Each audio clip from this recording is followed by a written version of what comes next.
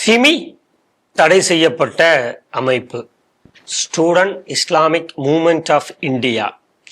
இந்த அமைப்பை 1975 காலகட்டங்களில் இது நிறுவப்பட்டது. 2001 காங்கிரஸ் கவர்மெண்ட் தான் இதை பேன் பண்றாங்க. ஏன் பேன் பண்றாங்க அப்படின்னா, தீவிரவாத நடவடிக்கைகள் இருக்கக்கூடிய ஒரு அமைப்பு அப்படின்னு சொல்லி அறிவிச்சு அதை பேன் பண்றாங்க. தொடர்ந்து ஒவ்வொரு 5 ஆண்டுகளுக்கும் ஒரு முறை அதை பேன்லயே வச்சிருக்கிறது அடுத்து வந்த பாஜக அரசுமே. இப்போ பத்திரிகையில வந்திருக்கக்கூடிய செய்தி என்னன்னா, இந்த சிமி தடை செய்யப்பட்ட அமைப்பு தலை தூக்க ஆரம்பிக்கிறது. ஒவ்வொரு அரசியல் கட்சி உள்ளுக்குள்ள, அதாவது மாணவர் அணி, இளைஞர் அணி அப்படிங்கிற அணிகளுக்குள்ள இவர்கள் புகுந்து தங்களுடைய அந்த சித்தாந்தத்தை கொஞ்சம் கொஞ்சமாக வெளியில கொண்டு வராங்க அப்படிங்கிற மாதிரியான ஒரு பத்திரிகை செய்தி வந்திருக்கு. என்ஐஏவுமே இது குறித்து சோதனையில் இறங்கியிருக்கதாகவும் செய்தி சொல்லுது அந்த பத்திரிகை செய்தி. இந்த செய்தி எப்படி பாக்குறீங்க? இது மிக கூர்ந்து கவனிக்க வேண்டிய ஒரு விஷயம்தான் அப்படிங்கிறத பார்க்குறோம். நீங்கள் சொன்னது மாதிரி 1977 சிமி ஆரம்பிக்கிறாங்க.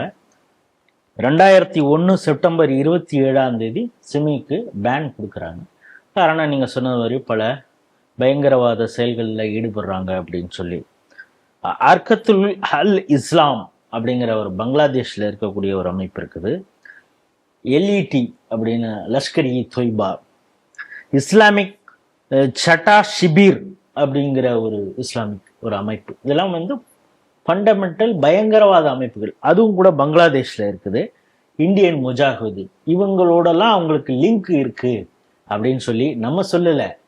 மன்மோகன் சிங் அரசாங்கம் உள்துறை அமைச்சராக, உள்துறை அமைச்சர், பாதுகாப்புத்துறை அமைச்சராக இருந்த சிதம்பரம்லாம் சொல்லி தான் அதுக்கு பேன் பண்ணியிருக்காங்க. இந்த சிமியில இருந்தவர் தான் ஜவஹீருல்லா அப்படிங்கிறத நம்ம புரிஞ்சுக்கணும். இந்நாளையே நாகை மாவட்ட எம்எல்ஏ சொல்றீங்க. அதாவது குறிப்பிட்ட வயசு வரைக்கும் தான் இருக்க முடியும். 40 வயசு 35 வயசெல்லாம் நீங்க கடந்துட்டீங்கன்னா இது என்ன இளைஞர் அணியா, திமுகவோட இளைஞர் அணியா 57 வயசு வரைக்கும் இருக்கிறது, 60 வயசு இருக்கிறது அப்படி இல்லைல்ல. அதனால அங்க ஒரு குறிப்பிட்ட வயசு வரைக்கும் தான் இருக்க முடியும். அதனால அவரு வெளியில வந்துட்டார் அப்படிங்கிறது. 1940 பார்த்தீங்கன்னா ஜமாத்தே இ இஸ்லாமி ஹிந்த் அப்படின்னு ஒரு அமைப்பு, அதாவது மாணவர்கள் மத்தியில அடிப்படைவாத இஸ்லாமியத்தை பூத்தணும் அப்படிங்கிறது மாதிரி ஆரம்பிச்சிடுறாங்க. அதிலிருந்து கொஞ்சம் கொஞ்சமாக வளர்ச்சி பெற்று தான் இந்த சிமி அப்படிங்கிறது உருவாகிறது. அந்த எஸ்ஐஓ அப்படிங்கிற ஸ்டூடெண்ட்ஸ் இஸ்லாமிக் ஆர்கனைசேஷன் இது பார்த்தீங்கன்னா 1950 அலிகார், எல்லாருக்கும் தெரியும், அலிகார்ல முகமது அஹமத்துல்லா ப்ரொஃபஸர் அவர் தான் ஆரம்பிக்கிறார். ஜவாஹிருல்லாவோ ப்ரொஃபஸர். புரிஞ்சுக்கணும் எல்லாரும் எந்த ஒரு இதுல இருக்காங்க அப்படின்னு. இவங்க தான் ஆரம்பிக்கிறாங்க. அவங்க ஆரம்பத்துல என்ன பண்றாங்கன்னா அல்காஸ் அப்படிமா, HALQAS அப்படின்னா ஒரு ஸ்டடி சர்க்கிள்.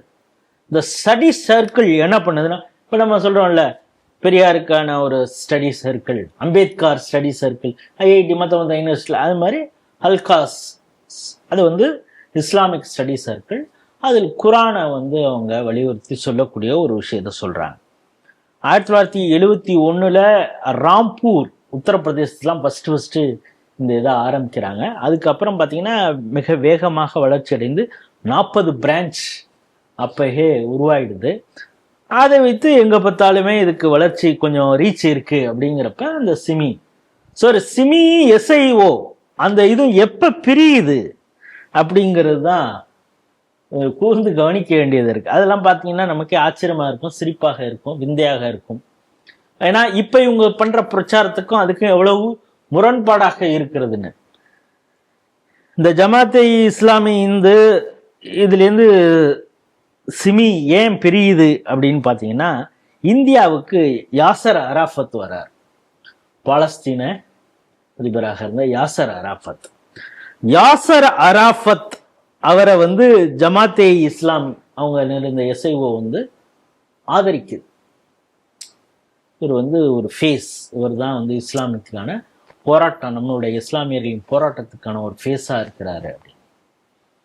அவர் கைகூலி, வெஸ்டர்ன் கண்ட்ரிஸ்க்கான கைகூலி அப்படின்னு சிமி நினைக்குது. அதுலதான் 2 பேருமே முரண்பட்டு பிரிகிறார்கள் அப்படிங்கிறத பார்க்கிறோம்.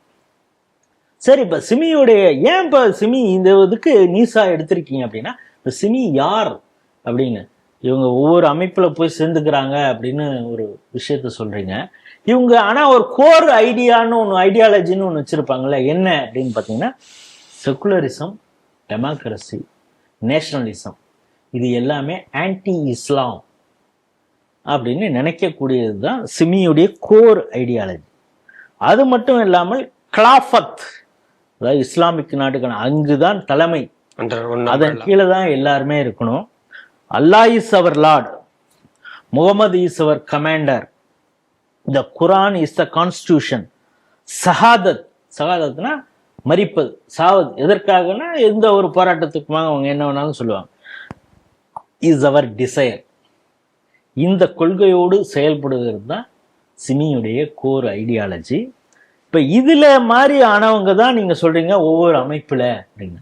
சாதாரணமாக எல்லா இஸ்லாமிய அடிப்படை அமைப்புகளும் ஒன்றை நீங்கள் வந்து பேன் பண்ணீங்கன்னா அது பாம்பு தோலை உரிச்சு போட்டுட்டு அடுத்தது ஒரு இது பண்ணுறது மாதிரி தான் பண்ணுவாங்க.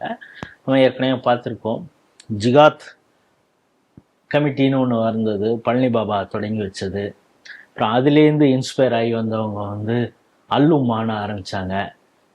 அதற்கு முன்னால் மனித நீதி பாசறைன்னு ஆரம்பித்தாங்க. அப்புறம் முஸ்லிம் முன்னேற்ற கழகம் அப்படின்னு வச்சாங்க, மனித நீதி மக்கள் கட்சின்னு, மனிதநேய ஜனநாயக மக்கள் கட்சி. அப்புறம் 27 அமைப்புகள் இருக்குது. எல்லாமே உருமாறி திருமாறி உருமாறி அப்படியே ஒவ்வொரு இதில் இருக்காங்க இவங்க இதுலேருந்து. அது வந்து இன்னும் சொல்லப்போனால் செப்டம்பர் 27, 2001 இது பேன் பண்ண உடனே அதுக்கு பிறகு 2008 ஐபி வந்து ஒரு நோட்டிஃபிகேஷன் கொடுக்குறாங்க. அப்பயே என்ன சொல்கிறாங்கன்னா, இதை நிறைய பேர் வந்து பிஎஃப்ஐயில் ஜாயின் பண்ணிட்டாங்க, பல அடிப்படைவாத வேலைகளில் இறங்கி பல அடிப்படைவாத அமைப்புகளில் சேர்ந்துருக்காங்க அப்படின்னு சொல்லிட்டு 2011 ஆந்திராவில் கர்னூலில் ஒரு ரியாட் நடக்குது, அடோனி கம்யூனல் ரியாட் அப்படின்னே அதுக்கு பேர். அதில் ஈடுபட்டவர்கள் பெரும்பாலும் யாருன்னா இந்த சிமி அமைப்பை சார்ந்தவர்கள் தான். அதுக்கப்புறம் பட்கல் பிரதர்ஸ் அவங்கெல்லாம் இந்த சிமியில் ட்ரெயின் ஆனவங்க தான் அப்படிங்கிறத பார்க்குறோம். இது போன்ற பயங்கரவாத அமைப்புகளில் இருந்தவங்க.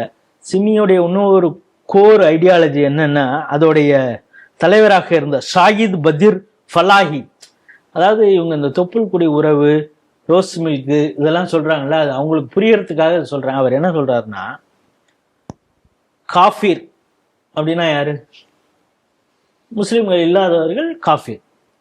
இயல்பாகவே காஃபீர்ங்கிறவன் முஸ்லீம்களை எதிர்ப்பான்.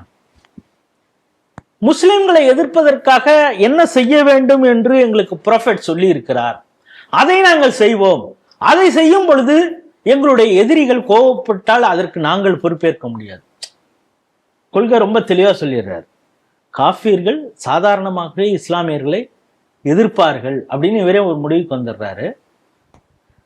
அப்படி எதிர்ப்பவர்களை என்ன செய்ய வேண்டும் என்று எங்களுடைய மதம் சொல்லியிருக்கிறது, அதன்படி நாங்கள் செய்வோம். அப்படி செய்தால் நீங்க கோவப்படுறதுல எங்களுக்கு அர்த்தம் இல்லை, கம்பெனி பொறுப்பு இல்லை அப்படின்னா உன்னை வெட்டுவோம், உன்னை கொல்லுவோம் அப்படிங்கிறது.